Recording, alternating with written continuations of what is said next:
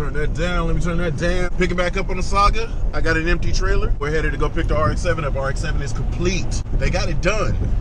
They said it looks beautiful.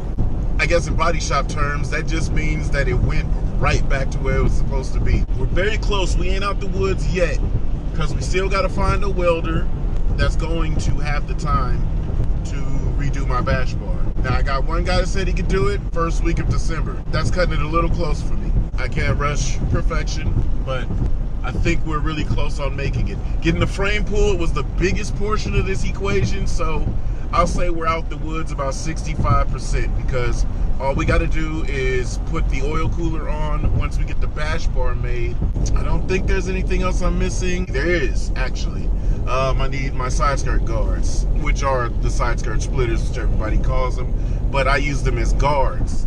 They do not allow for things to hit my side skirt, which keeps my side skirts from getting broken up all the time. But other than that, I'm gonna quit talking. I'm gonna get back to jamming my music, and we are headed inbound to go pick up the battered RX-7 from the body shop. So let's do that. Okay, so April's got all the specs and all the befores and the afters. I don't know if you know or not, but somebody has what we call windowed this. They cut a hole in it so they can access the frame rail. Gotcha. A lot of times what happens is if you don't pull or make a repair in a certain way, you actually lock damage into the car. Oh, okay. Some of that stuff is already in here. I couldn't do anything about the swell right here, right, or on either side, not without the motor being gone. Okay. But I got befores and afters. Nice little pack. So this is before, Steve noted it after. You see, the less big the number is, the better. Gotcha. Quite a bit. Okay. Yeah. And it means length, width, and height.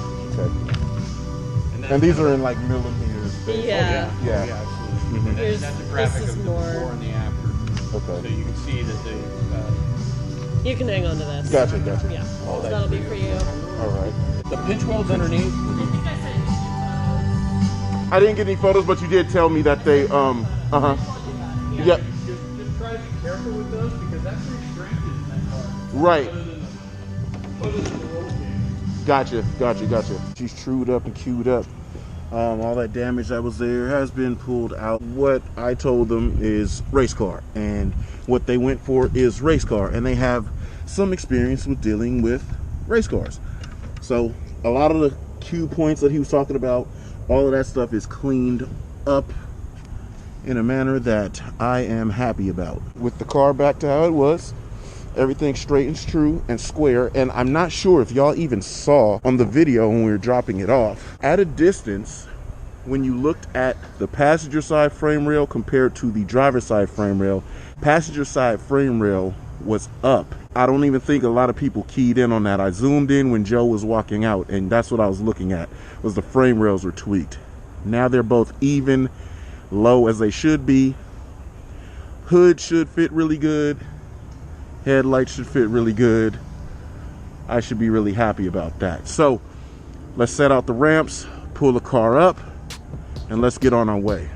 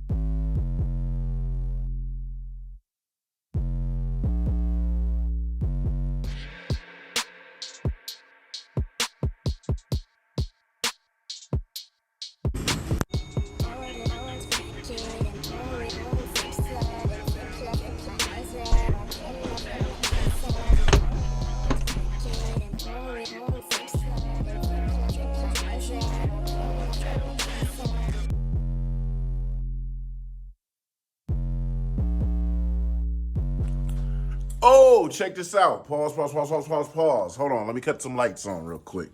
Check this out, man. We're gonna pause real quick. I got the side skirts over there. Those are done, just about ready to be put on the car for the last final mock-up. I got to get the side skirt splitters on there and then put the side diffusers on. And that's going to be about it. And then everything goes off to Pro Style Wraps. We're chugging along.